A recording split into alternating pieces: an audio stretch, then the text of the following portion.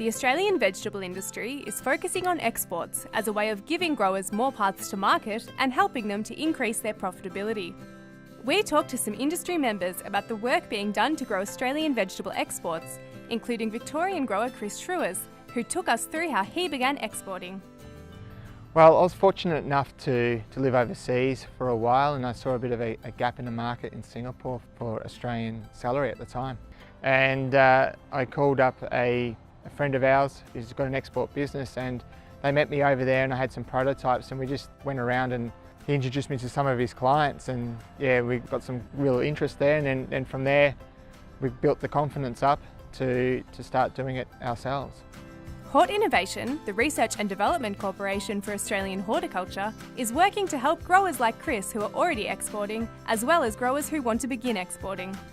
The vegetable industry is supported by an export strategy and a range of market development programs which support vegetable growers to export their product overseas. So there's a range of new investments supporting vegetable growers to access international markets.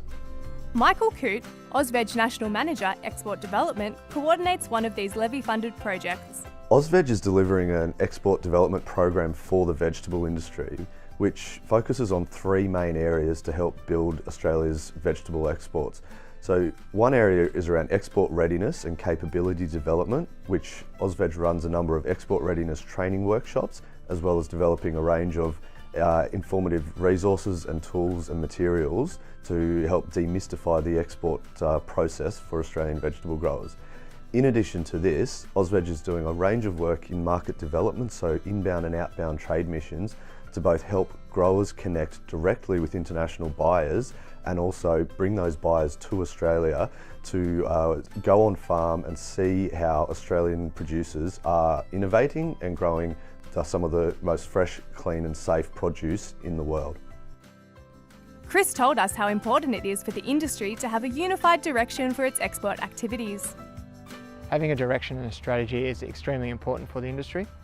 It also provides a great platform for growers to leverage off.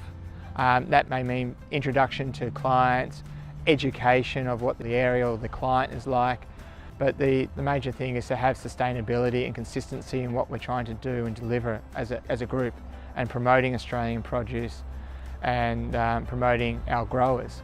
So it is vital that we have a sophisticated strategy of which lays a foundation for growers to leverage and to build their businesses upon. It's also important for the industry to have clearly defined targets that can guide its exporting activities. The vegetable industry export strategy contains some reasonably aggressive targets to try and grow Australian vegetable exports to $315 million by 2020, which would be about a 40% increase over what we are doing today. The strategy aims to assist growers to explore opportunities around value-adding, product differentiation for particular opportunities in export markets, as well as identify priority markets to seek new market access, and also priority markets to devote levy investment in for market development work as well. What this means is the strategy is given a clear path forward over the next 4 to 5 years for where all the industry levy investment, industry effort and grower attention can be directed to grow our exports in line with those aspirational aims and targets. To help the industry achieve its export goals, Hort Innovation is coordinating a whole of horticulture campaign targeting export markets. The launch of Taste Australia, which is an overall positioning for the Australian horticulture sector, provides an umbrella positioning that fruit, vegetables and nuts can access, and so there are a range of activities under that program. There are trade shows, retail promotions and increasingly private investment by companies to support that positioning. So it's an example of an opportunity across horticulture that supports individual growers and entire sectors to access international markets. Ultimately, industry work to increase exports is about helping growers, and Chris thinks a lot of good reasons exist for growers to look into exporting. I think for versatility and to diversify some of your risk from the domestic market is probably a really good way.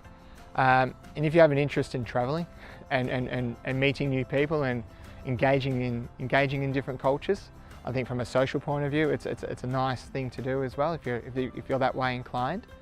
But certainly from a financial point of view and sustainability point of view, it's been good for us, and hopefully it'll be good for the industry. If you're interested in AUSVEG's export work or want to learn more about vegetable industry exports, visit ausveg.com.au/export.